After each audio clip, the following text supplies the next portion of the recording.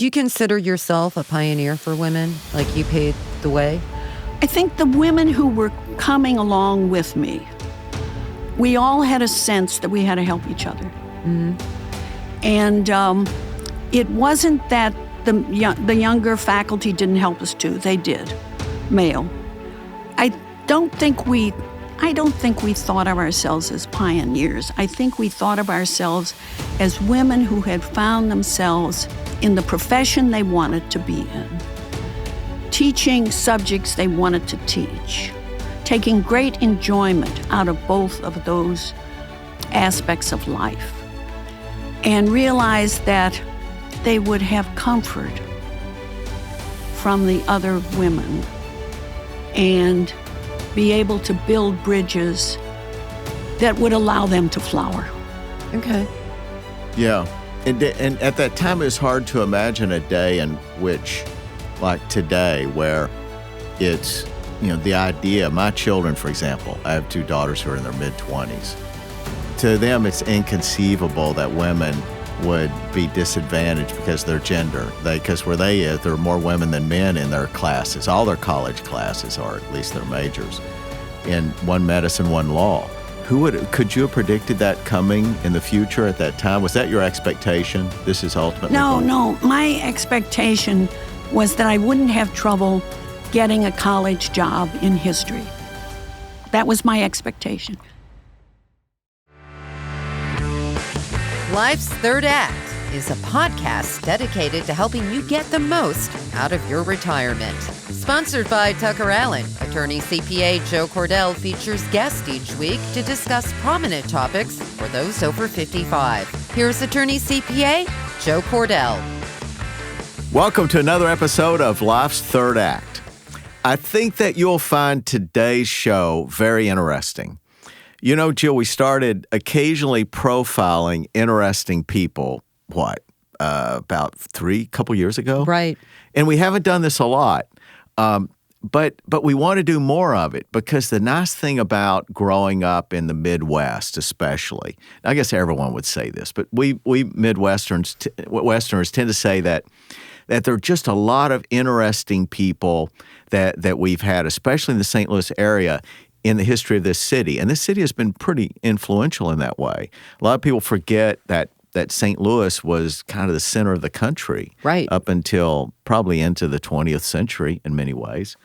This week, we have somebody whose name you may not at first notice until we talk a little bit more about her relationship with the University of Missouri especially. Oh, and by the way, be sure to hit the like button and the subscribe button. It's critical. Thank you. And before I give away too much, I want you to go ahead and do a proper introduction of our guest, Jill. I am so excited about our guest. She's part of our notable senior retiree segment, and I believe you will recognize her name, Dr. Blanche Touhill, the former chancellor of the University of Missouri St. Louis, who's still very active with UMSL. We are so happy to have you here today. Well, I'm delighted to be here myself. And you're a St. Louis gal, born and raised. Born and raised. North St. Louis. St. Louis. Where my family's from. I grew up very near Beaumont High School. Okay, and that's where you went to high school? I went to high school, The yes. St. Louis question. It is the St. Louis question. And it's continued to be, right? No. Can we ask you how old you are? I know we're not supposed to do that. Well, I'm hesitating. Okay. Well, you've accomplished so much that we're left thinking, how do you pack all this in and you still continue to be active? Well, I am active and I enjoy life and I have certain things that I want to do, and if I can, I do them. And you're well known as a historian. I am.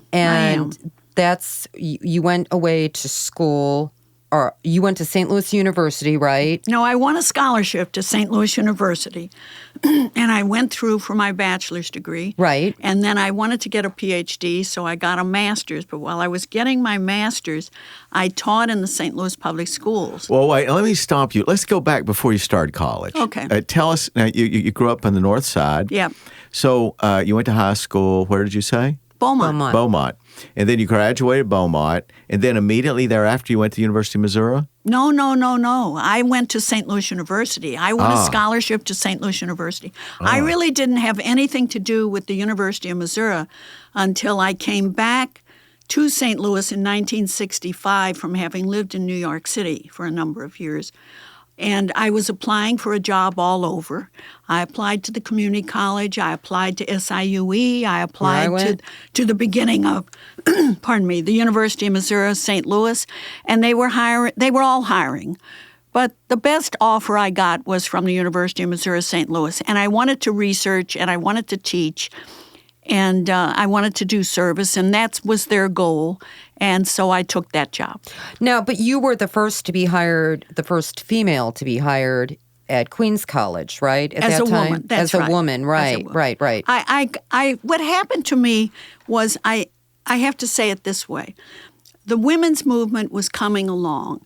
The federal government was beginning to think about how to protect certain groups that were previously not protected, namely women, race, religion, whatever those are. Mm-hmm. But it was before they came into effect. But there was a sort of an attitude in the United States that women should be hired in jobs that they previously did not get. And I was credentialed, I had written, I had taught, and so I was prepared just at the moment that the door opened. To be qualified. And I went through. Yeah. So traditionally, back then, women held jobs like secretary or a teacher or a nurse. That's the way I started. I could have been a nurse, a teacher, a librarian, a housewife, maybe one other thing. But when I'm the third generation in my family to teach in the state of Missouri. So I grew up when women became teachers. I loved history. I can remember when I was 10 years old, I said to a playmate of mine, she said, well, what are you going to do when you graduate from high school? And I said, well, I'm going to go to college. I'm going to get a master's degree, and maybe I'll get a doctorate, and I'm going to teach history. Who planted those seeds, though? Well, because if you sit around the dinner table with a number of women from different generations, and they're all teaching school, it's and you can't do other things. You're not going to be a secretary. You're not going to be a nurse. You're not going to be a librarian. You want to be a teacher just like everybody else.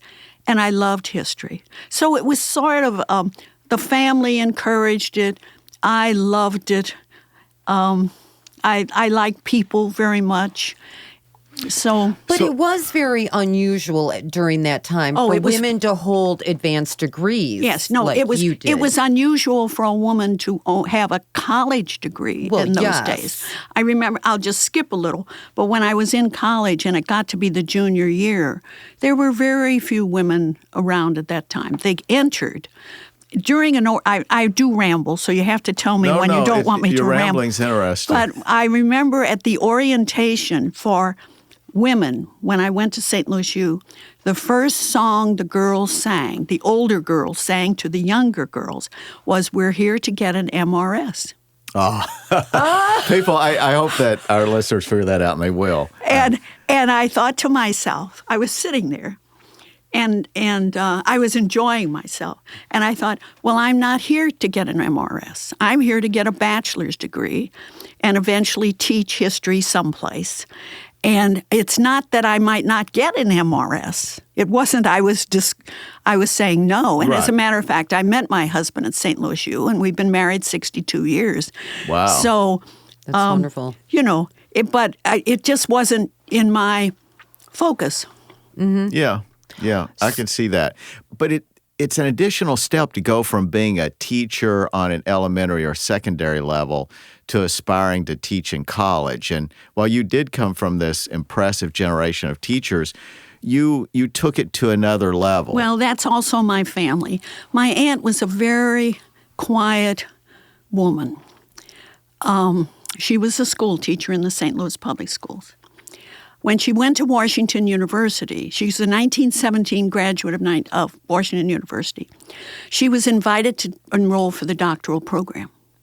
Wow. But she That's impressive. But she said to herself, and she talked it over with her mother and father, in those days, if you had a PhD and you were a woman and teaching in a university, you didn't make much money. It wasn't equal pay then, was it? Oh, no. I'm sure it wasn't. No. And a lot of the men didn't make a lot of money. It was sort of a prestige job that maybe a lot of sons of wealthy men who were smart and wanted to lead the academic life sort of went into. Now, that's not universal, but that was sort of. And so she decided she would rather teach in the high schools in St. Louis. So she refused the offer. But always in the back of my family's mind, it was not that she should have done it, because they understood that that time was not right. But they always would say to the children, now, if you want to get a PhD, you want to get a law degree, you want to become a doctor, you want to become a dentist. Now, not for women, but Right. That's open to you. That's open to you.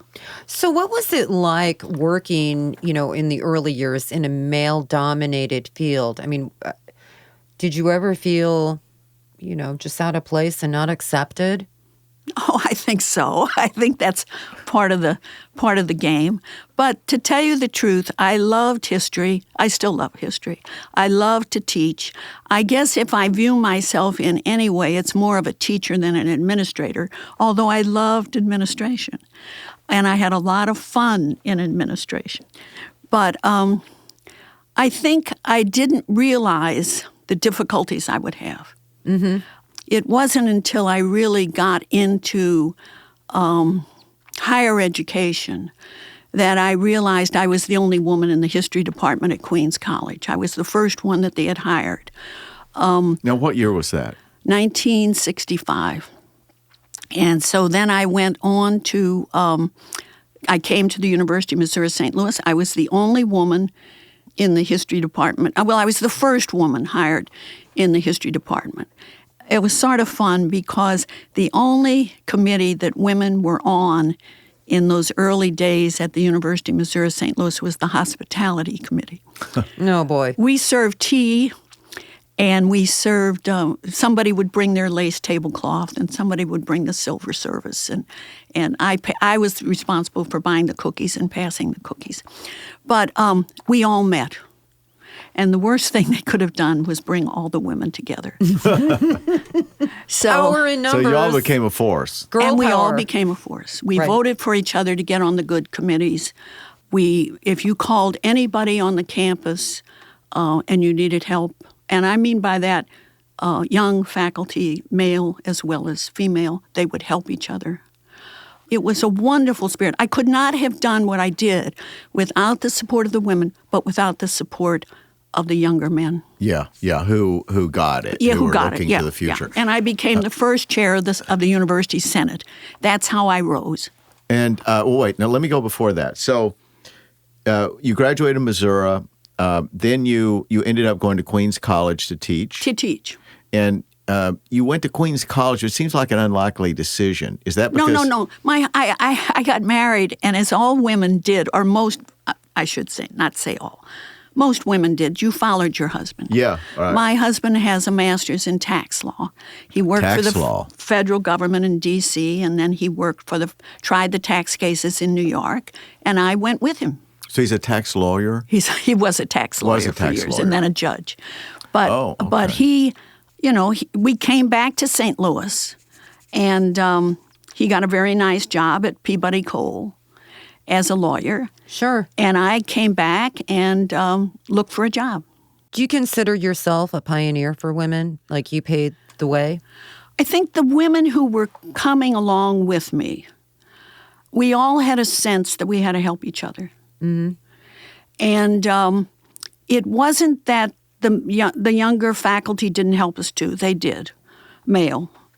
I don't think we thought of ourselves as pioneers. I think we thought of ourselves as women who had found themselves in the profession they wanted to be in, teaching subjects they wanted to teach, taking great enjoyment out of both of those aspects of life, and realized that they would have comfort from the other women and be able to build bridges that would allow them to flower. Okay. Yeah. And at that time, it was hard to imagine a day in which, like today, where it's, the idea, my children, for example, I have two daughters who are in their mid-20s.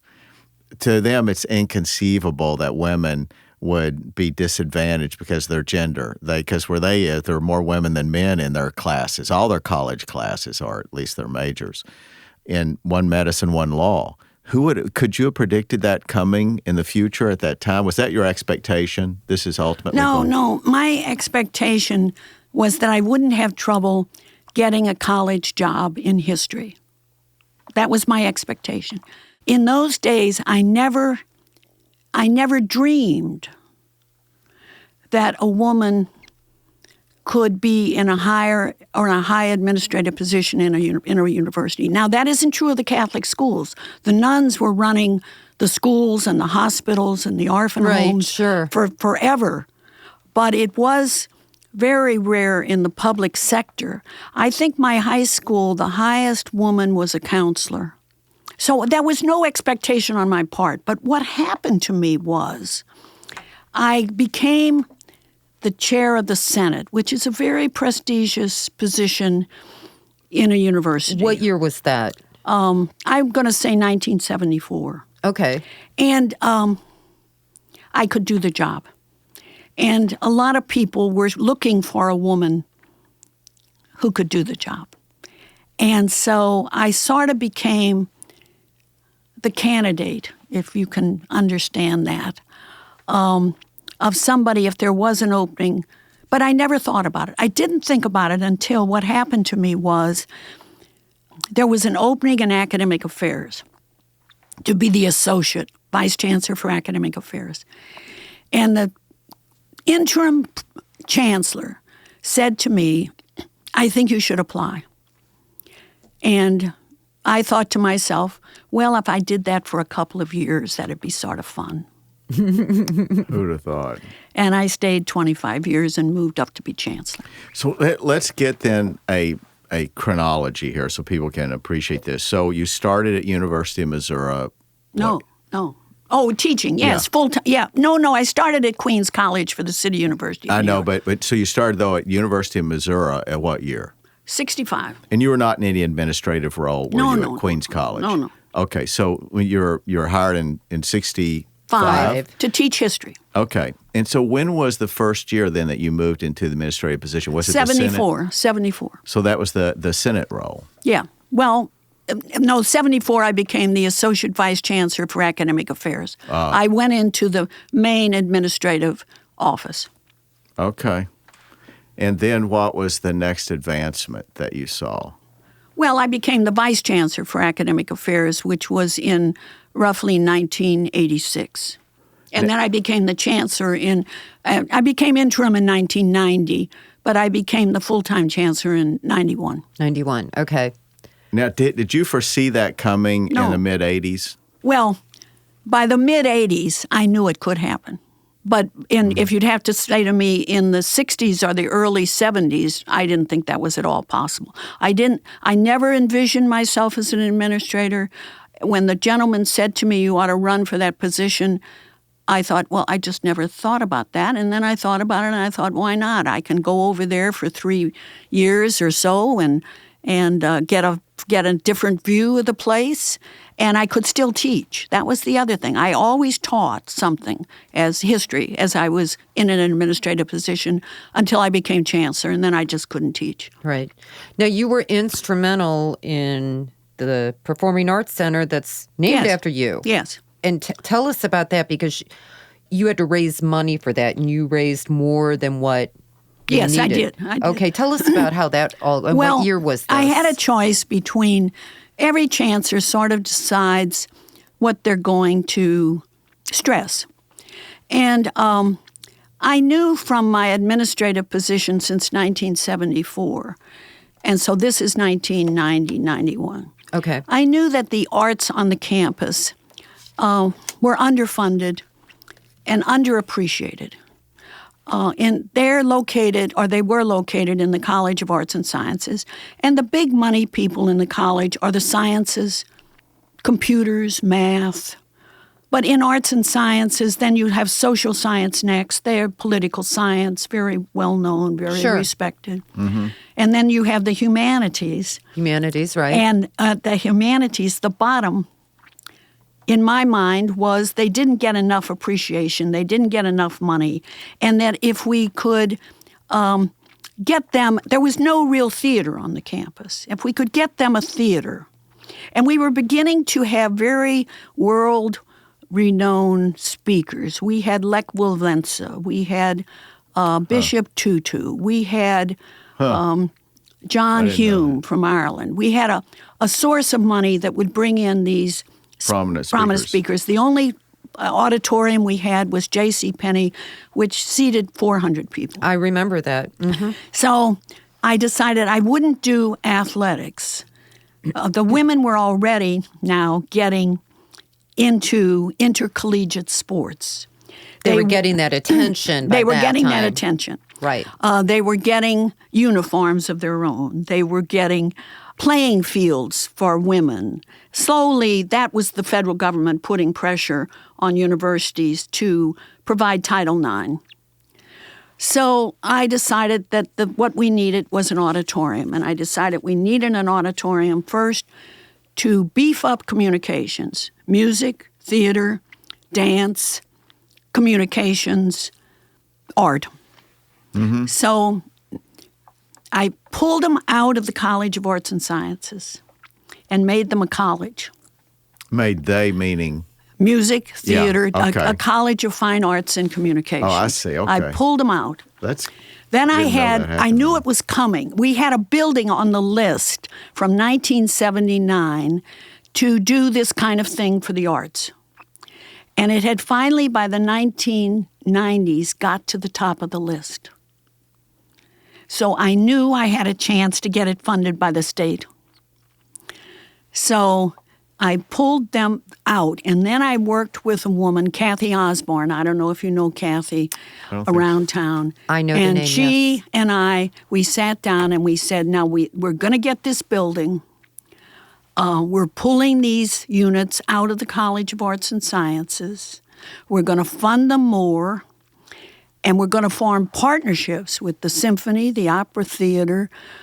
You know, I've named somebody. I made a partnership in Dance St. Louis. Dance St. Louis, sure. All of these arts groups. With the idea that they would use it some, or just we would say we're building this theater. Dance St. Louis, Sally Bliss.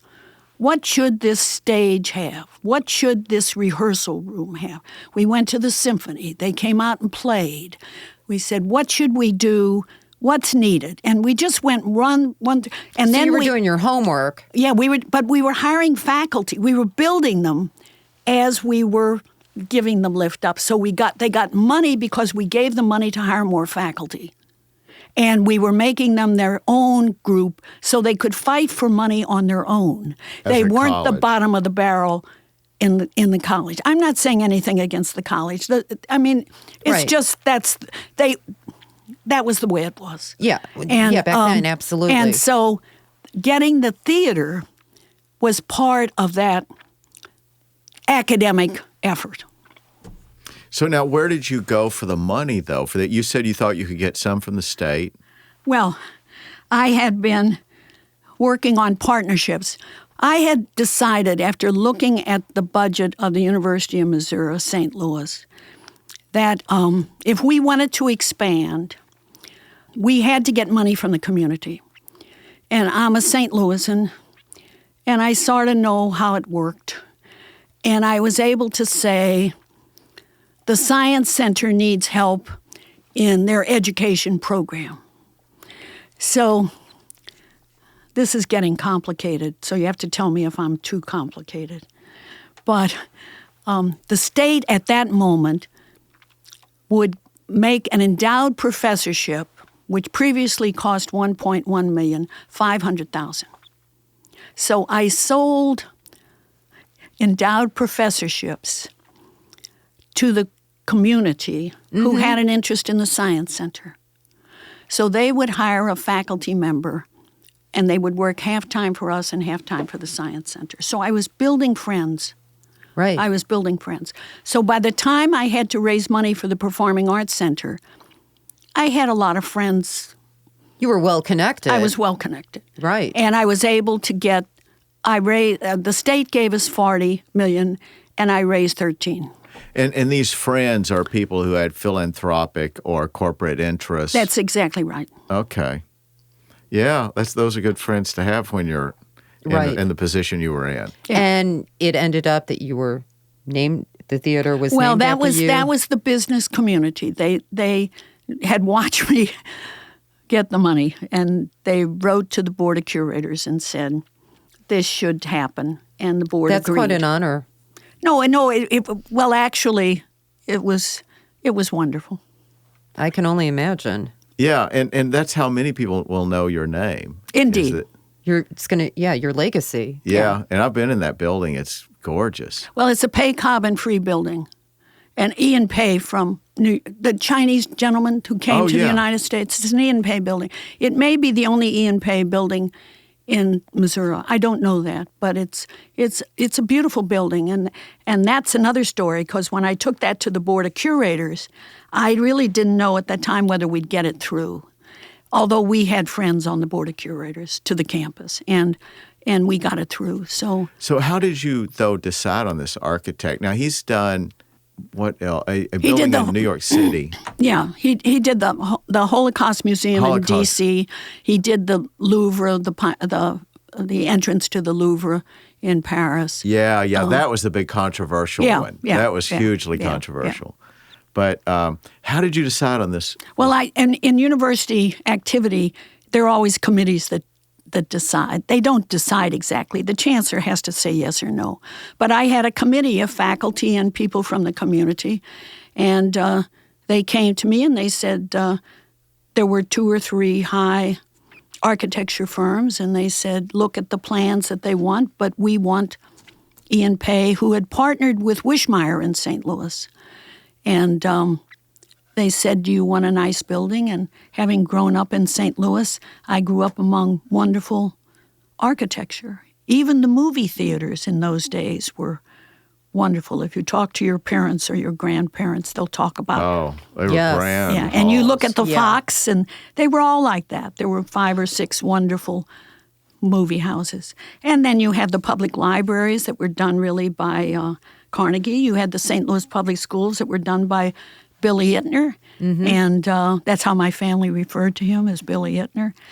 And so we had, the Wainwright Building, which was one of the first skyscrapers in the United States. And that's funny. And that was not a Sullivan. It was was it Sullivan? It was Sullivan. Yeah, it was Sullivan. Architect.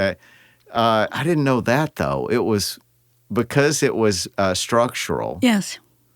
And it was made of, I guess, structural steel? I think it was. And it went up. It went up. And think of the City Hall in St. Louis. It's a beautiful building. Yeah. It's the picture of the French government building, the City Hall in France, in Paris. Amazing architecture. And it's deteriorated, though, some, or it lasted It while has, there. but it still has that charm. Oh, it does. It's a beautiful building. I'd love to see it preserved. Mm-hmm. Yeah. So no, you officially retired in 2002, but you still, were involved with UMSL. Well, let me take one step back. Tell us what made you decide that you were going to retire in 2002. Well, Good question. I can say it this way. There was an organization that developed when I was coming along as an administrator, and it was a national organization. And its purpose was to prepare women who wanted to move up in academic administration to be prepared to take those jobs. And they would have workshops and state meetings and national meetings. And I was active in the state and I was active in the national group. As they talked about it, a man got up one day and he said, now, you're all thinking about getting the job, what you have to know. But have you thought about how to get out of the job? Probably no one had thought of that. And it resonated with me. I thought to myself, yes, we're not eternal. These jobs end. And so all during my professional administrative life, I'd think, is this the time? Is not the time? Is this the time? Is this? Well, I had gotten to the point where I felt when the Performing Arts building was finished, I would go. And I'm sitting in a meeting. It was in May. And the people working on constructing the building said, well, it will be finished in September. Of 2000. Well, it would open in 2003. Okay. But all of the architectural problems or anything else will be finished by 2002 in the fall. And I just said to myself, I've got 3 months to get ready to go. And so then the next September, I announced I was going. So now, your husband, was he a factor in that decision? In other words, was he thinking about retirement and you all wanted to do some things together? Well, my husband retired 3 years before I did, so he was already retired. We both had our health. We wanted to travel. We've always had we don't have children, but we always had an active family life. We had his family in St. Louis, my family in St. Louis. I had a lot of friends here from growing up here. Deep roots. Yeah. So it was time. And I had been chancellor for, if you count it the interim year, 13 years. You get to a point, you go. Is that considered a long run for a chancellor? It seems like it would be. It was a very long run for a chancellor, yes. Mm-hmm. Now, Tom George, who followed me, was there 16 years. So, but in the early days, if you lasted more than 4 years, it was a remarkable run. Because the boards change, the board of curators change. Right. And as they change, the president changes, and as the president changes, the chancellors change. But so it was But you still kept your hand in projects at Well, UMSL. I'm still writing. You're still writing? Yeah. And then you had the video project. I did. Where you interviewed, how many was it, 265 women? 292. Oh, 92. Now, wait, let me lead into this. So you've retired, and did you have a plan to do these things that ultimately developed? No. I'll tell you what I do in my life is I sort of know what I want to do, and then I look around, and if a door opens, I go through.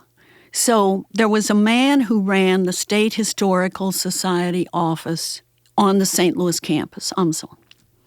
He was a very nice man.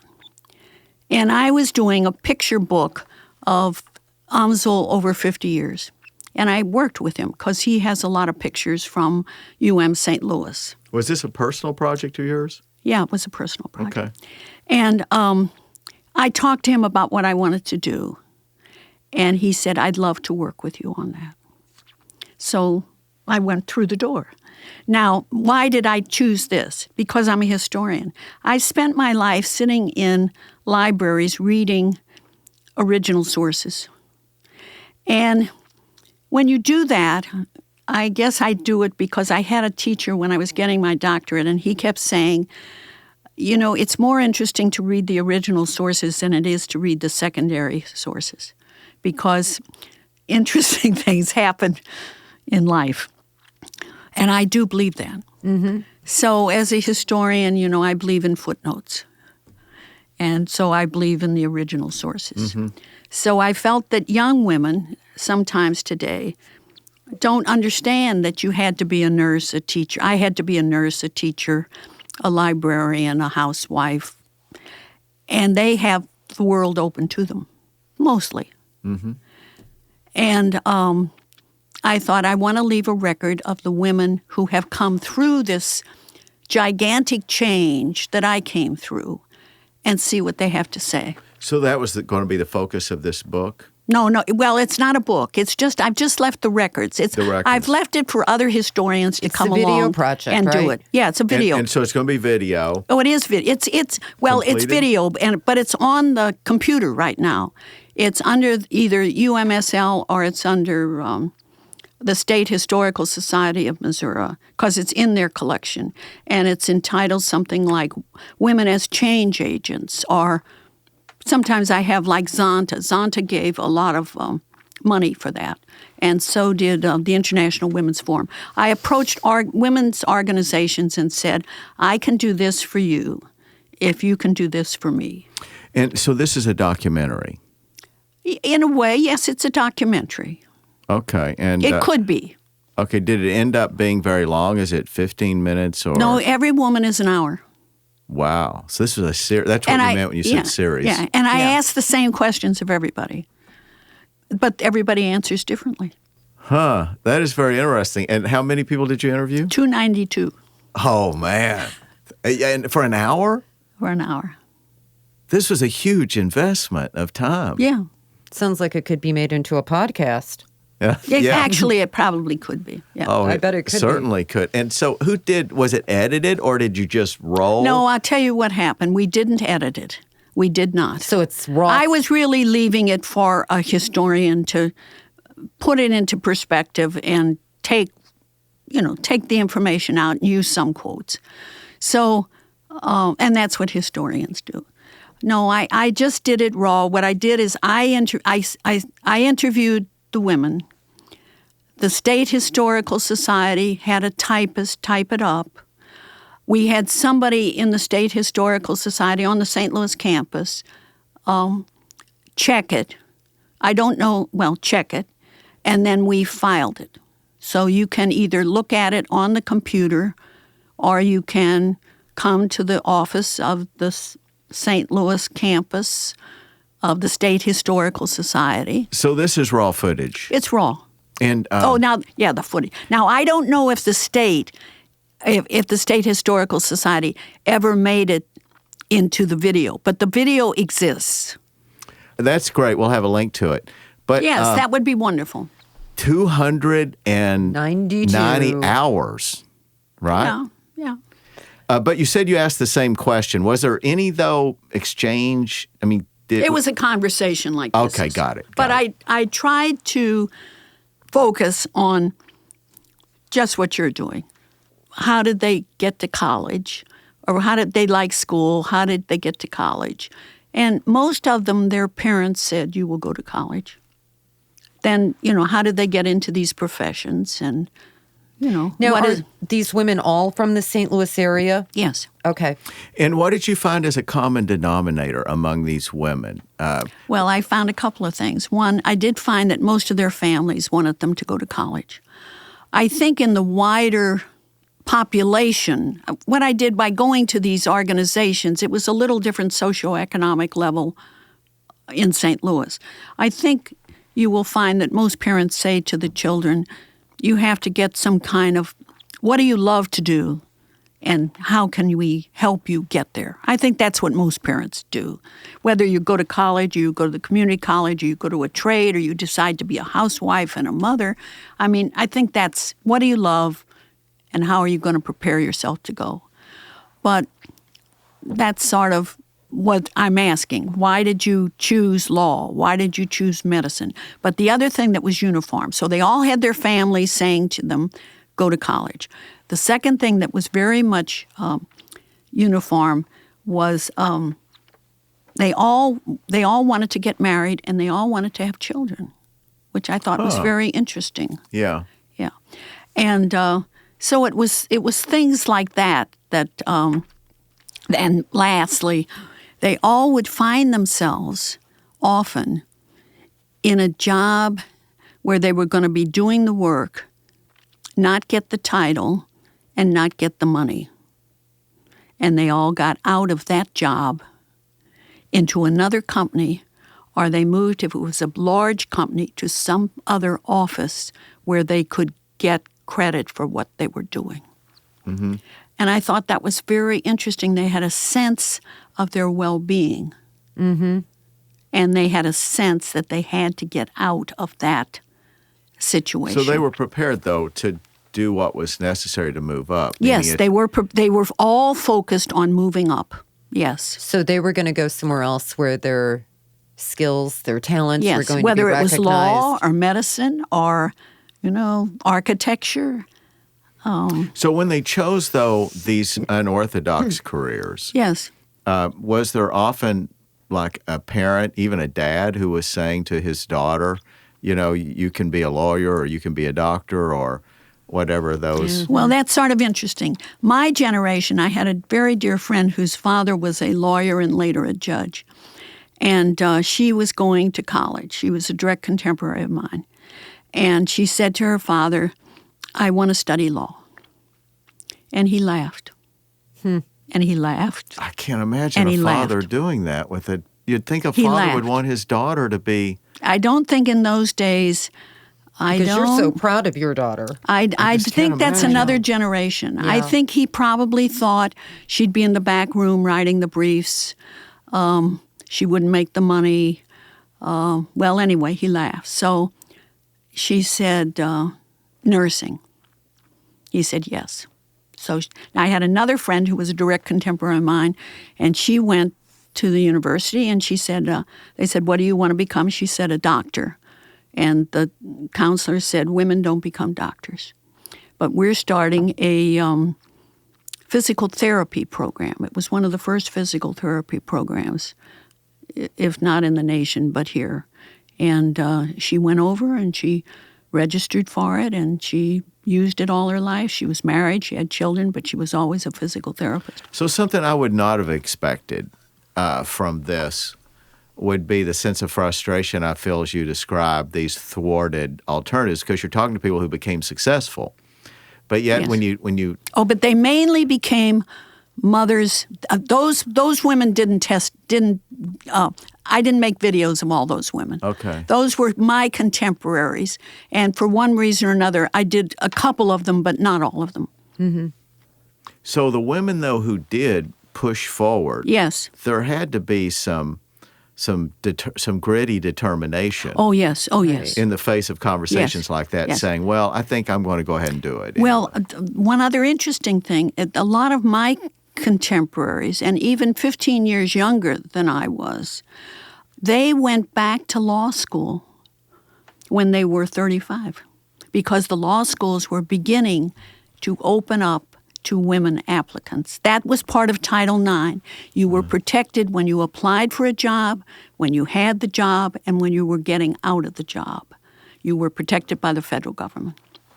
Yeah, I think of Phyllis Schlafly, who Oh, yes. a St. Louisan. Yes. She went to law school after she had like, what, 5 Yes. kids Oh, or yes, something? yes, yes, Right. yes.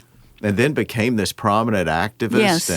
And people, didn't know that she had been this. Wife and mother. Yeah, and she was similar to you. She had a husband who was he wasn't a judge, he was a lawyer. Yes, lawyer. Yeah, it's funny. She was somebody who, ironically, she was assertive regarding women's right to be more traditional. Yes, yes, yes. So it still, I admire the fact that she was so. Well, she did affect the passing of the ERA because she mobilized the other side of the story. Yeah. Yeah, That's interesting. So St. Louis has produced a lot of influential women, definitely. including this person that we're interviewing. I see. And before we wrap this up, I want to ask you, I have to ask you this. You have this amazing, impressive resume, won all these awards, built a theater. What's next on your bucket list? Well, I'm finishing I wrote the first 20 years of the history of the University of Missouri St. Louis from 1963 to 83. And I'm now finishing the next 20 years, which were 83 to 2003. And I hope to get that published by, say, December. This December? That's my hope. I'm not guaranteeing that, but that's my but you hope. got a goal. That is a project. Do you have the cooperation from the university that's supplying the records you need? Yes. Because that would require a lot of digging. Yes, no, it's more of a record. What building did we put up in what year, and who was the architect? And I mean, it's not exactly an exciting story. It's a compendium. It's the record. It's the record. Right. So I might go back to the video, but to tell you the truth, I might. I'll do a variety of things, whatever I do, and I have I'm a very sure you active. will. I have a very active family life, and I have a very active friend life, and I like to go around St. Louis and go to the Botanical Garden and go to the Transportation Museum and Love the Transportation I do Museum. too. I do too. just there last summer. Yeah. all the Yeah. old trains. Yeah, and- yeah. It's fun at Christmas when they bring out the trains for the kids.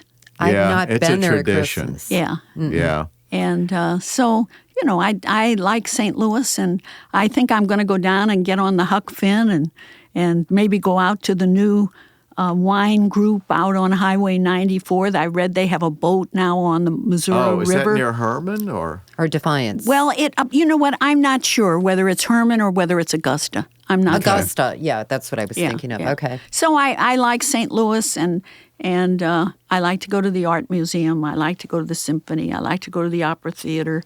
I like to go to the winter opera. I mean, I enjoy life in St. Louis. You're never bored, are you? No, I'm really not. So you all, though, are not among those who, I don't know, 20 years ago maybe would have decided, okay, let's move to Naples. No. We talked about that. My husband and I did talk about that. But the reality is we've lived in other cities. We lived in D.C. and we lived in New York in our early years of married life. But, St. Louis, it has some world-class cultural institutions. Yeah, definitely. Right. But it it's does. not in a world-class status. Do you know what I'm saying? But I never thought of St. Louis as a place I didn't want to live. I never thought about it. Now, that's not to say if our life would have taken us to other cities, I would have been fine. But I would have come back. All our families here, we're very family focused. And we would have come back at the holidays, various holidays. And my family would always followed us to wherever town we were and came up and visited us. So we're very close. Yeah, and I think it's true, though, that one of the advantages of having been, one of the great cities in America at one time, even though we no longer are, is the legacy of that. So we Yes. have cultural institutions like Yes, you we do. mentioned, the zoo and the art museum and things that are first rate. Right. And I think, a bit of that is the residue of the status that the city had. Well, did you ever think that we have wonderful higher education institutions? Oh, yeah. And some of them have great specialties, and we want to keep those. But I guess my bottom line is this: I do believe in personal connections, and I want to live in a town that I have these roots and that I have these personal connections, and I want to live in a town that there are things to do that I enjoy. And I'm not saying, you never know what's going to happen in life, but if I have my druthers, I really want to stay here. Yeah, yeah. And you can't recreate that by moving in your 60s to Miami or to Naples or somewhere else. You could have created that if you'd moved there when you were 25. Right. But so people do give up definitely many of those things you just mentioned when you move, the personal relationships.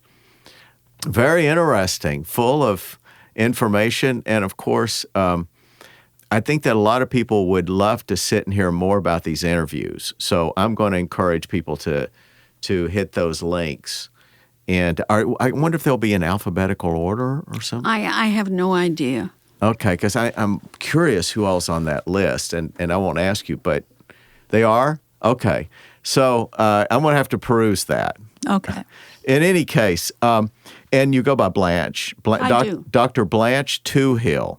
Marvelous guest. I hope we can have you back again. Maybe have you and your husband, who is here incidentally waiting patiently in the studio.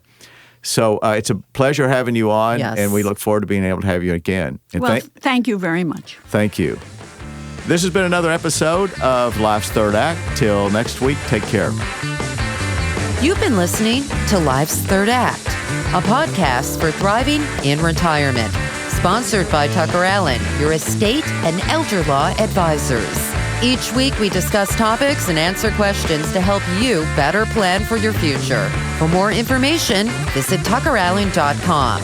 Subscribe and listen again next week for another edition of Life's Third Act. The choice of a lawyer is an important decision and should not be based solely on advertisements.